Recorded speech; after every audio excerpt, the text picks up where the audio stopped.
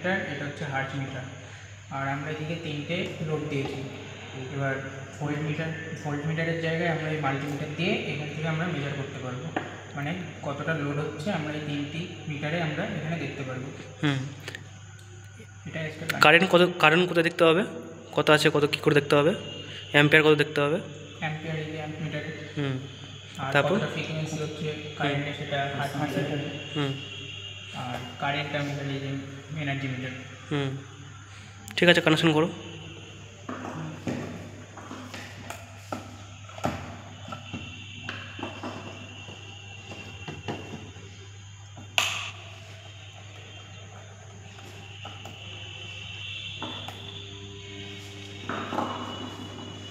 ঠিক আছে, এবার আমরা দেখে নেব অ্যাম্পিয়ার কত দেখাচ্ছে।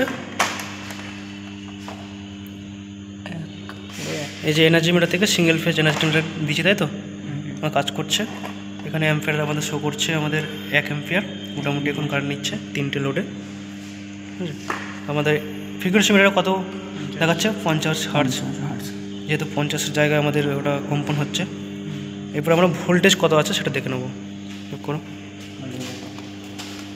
অন করো প্রথমে।